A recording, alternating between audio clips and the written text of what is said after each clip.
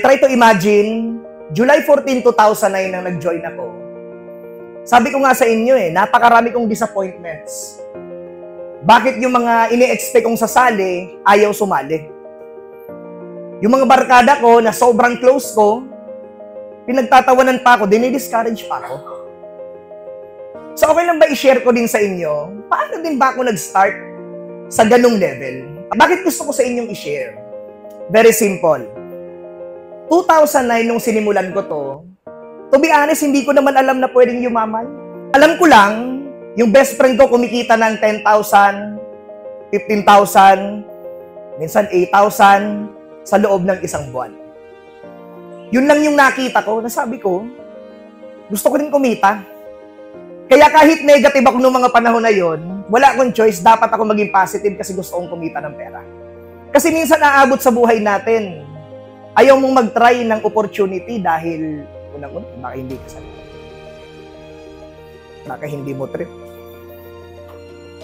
Napakahirap kasi nun Yung gagawin mo yung isang bagay na hindi ka sanay. Napakahirap.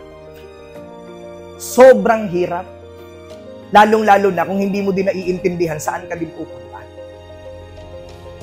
Kaya ako, nung nag-start po ako nag-network, habang nag-aaral ako, to be honest, nung kumikita na po ako ng 10,000 per month, grabe, baliw na baliw ako. Bakit baliw na baliw ako? Imaginin mo, 19 years old, ang baon mo, 100 pesos per day, pero nung nag-business ka, nagte-10,000 per month ka ng extra. Nakakabaliw ba yun sa isang estudyante? And doon ko na-realize na sabi ko, pwede na palang kumita ng pera kahit hindi pa ako nakaka-graduate. Kasi ang mindset na kinalakihan ko sa amin mag-aral ka ng mabuti para pag-graduate mo, makapaghanap ka ng magandang trabaho para kumita ka ng pera.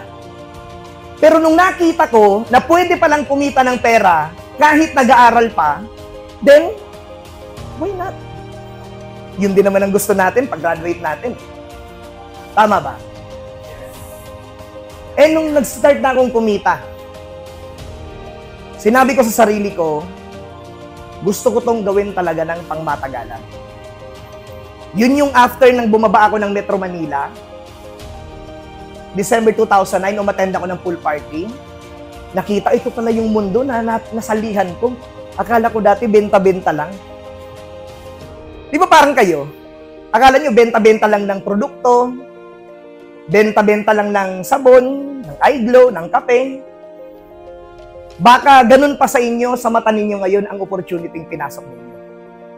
Well, dinadaanan po talaga yan. Pero hindi na pwedeng tatambay ka pa dyan. Kasi sa panahon na to, kayang kumita ng napakalaki basta't napakasipag mo talaga.